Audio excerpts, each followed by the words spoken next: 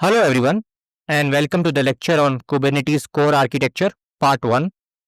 So this lecture will contain all these topics: Introduction to Kubernetes, Introduction to Kubernetes Components, Control Plane Components, Cloud Controller Manager, Node Components, Kubernetes Add-ons, Highly Available Clusters, Kubernetes Networking.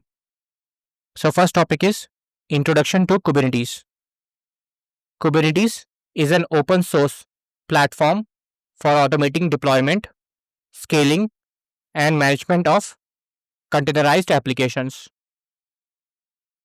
Container orchestration automates the deployment, scaling, and management of containers, simplifying the management of complex application environments. The Kubernetes cluster architecture is built around a control plane, worker nodes, and various components that ensure smooth operation and communication. The components of Kubernetes include the control plane components, node components, networking, storage, and additional add-ons that provide cluster level functionality. Second topic is Introduction to Kubernetes Components. A Kubernetes cluster consists of a set of worker machines called nodes that run containerized applications. Control plane components make global decisions about the cluster and manage its events. Node components run on every node, maintaining running pods and providing the Kubernetes runtime environment. Add-ons use Kubernetes resources to implement cluster features. Third topic is Control Plane Components. The Kube API server is the front end for the Kubernetes control plane, exposing the Kubernetes API and processing requests from clients.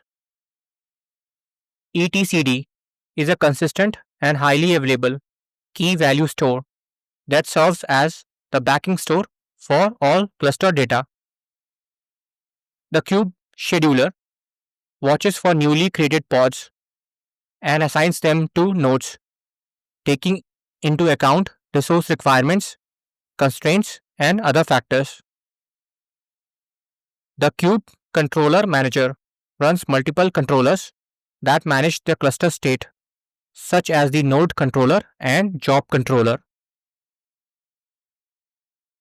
The Cloud Controller Manager embeds cloud-specific control logic, and that allows integration with cloud provider APIs and separation of cloud-specific components. Fourth topic is Cloud Controller Manager. The Cloud Controller Manager is a control plane component that embeds cloud-specific control logic, and that allows the cluster to integrate with the cloud provider's API. Cloud provider integration enables Kubernetes cluster to utilize cloud-specific features and resources, such as load balancer and storage classes.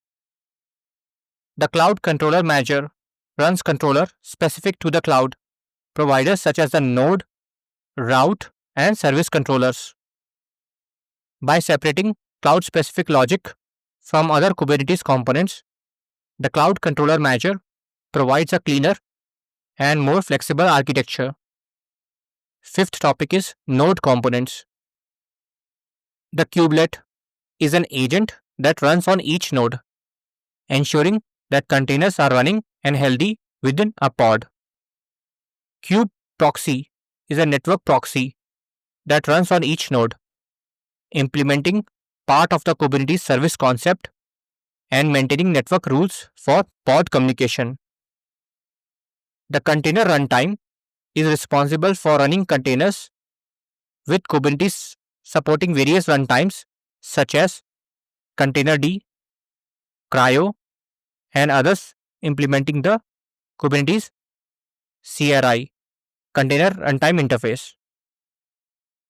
Add-ons are Kubernetes resources that implement cluster features such as DNS, Web UI, and monitoring and logging tools. to enhance the functionality of the cluster. Sixth topic is Kubernetes add-ons. Cluster DNS is an essential add-on that serves DNS records for Kubernetes services, enabling service discovery within the cluster. The Web UI, which is a dashboard, is a general-purpose web-based interface for managing and troubleshooting applications and cluster itself. Container resource monitoring records metrics about containers and provides a UI for browsing the data, helping users understand resource usage and performance.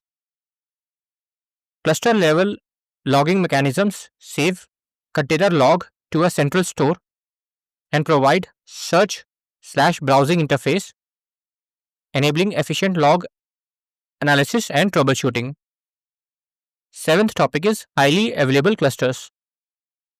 High availability is crucial in production environments to prevent single points of failure and maintain optimal performance. Multi-node control plane setups distribute components across multiple machines for better resource utilization. Load balancing ensures that traffic is evenly distributed among Kube API server instances, improving performance and resilience. Fault tolerance allows the cluster to continue functioning even if some nodes or components fail, ensuring consistent uptime. Eighth topic is Kubernetes networking. Kubernetes networking enables seamless pod-to-pod communication, and that allows applications to communicate efficiently without the need for manual configuration. Service-to-pod communication routes traffic to the appropriate pod, providing a stable IP address and DNS name. Ingress and egress traffic management ensures that external traffic can reach the required services within the cluster and vice versa. Network plugins such as Calico and Weave provide different networking solutions that can be tailored to specific cluster requirements and preferences. And that's all. Thanks for watching.